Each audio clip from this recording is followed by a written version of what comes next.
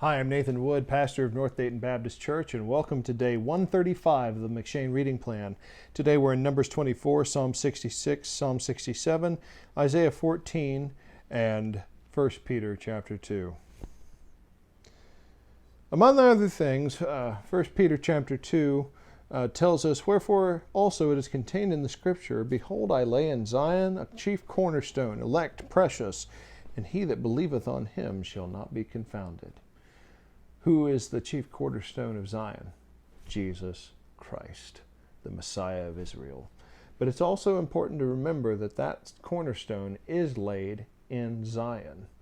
Zion, the Temple Mount, the high point of Israel, the high point of all of Judaism and Christianity. Jesus was and is a Jew. It's important to remember that God has not cast off Israel. That's the context of Scripture, and certainly the Scriptures that we have today.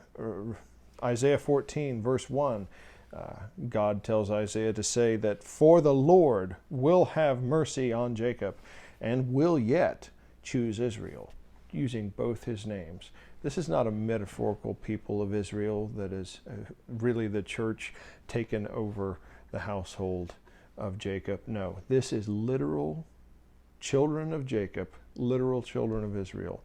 That doesn't mean that everyone who is an Israelite will be saved. They must trust in Jesus Christ as their Messiah and God.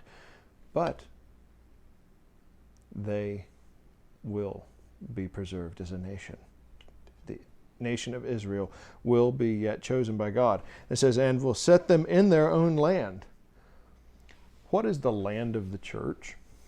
There is no specific land of the church. The church is everywhere.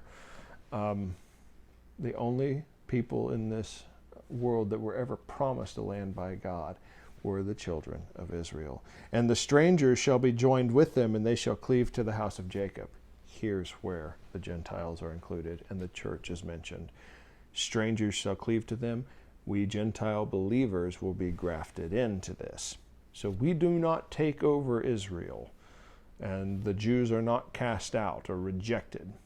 No, God will still yet choose Israel. Even though they have fallen away, even though they have turned aside from the truth of their Messiah by and large, even though they're blinded and hardened and all this sort of thing,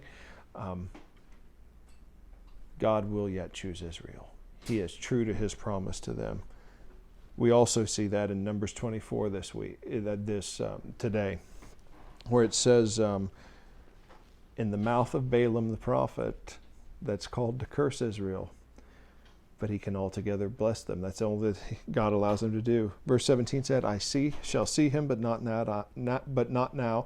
I shall behold him, but not nigh. There shall come a star out of Jacob, and a scepter shall rise out of Israel, and shall smite the corners of Moab, and destroy all the children of Sheth. And verse 19 says, Out of Jacob shall come he that shall have dominion, and shall destroy him that remaineth of the city.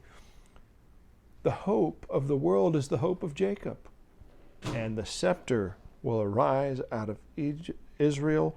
A star comes out of Jacob. This is the prophecy that is given, that is passed down through Daniel to the Magi. So when the Magi come at the birth of Jesus, or when he is a young child,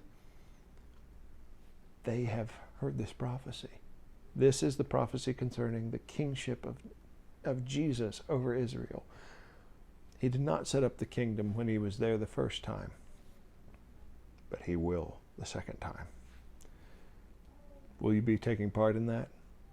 Will you be riding on a white horse when he comes to conquer the Antichrist and the forces of the world? It's my prayer that you'll be there. Trust in him so that you will be. We love you. Have a good evening.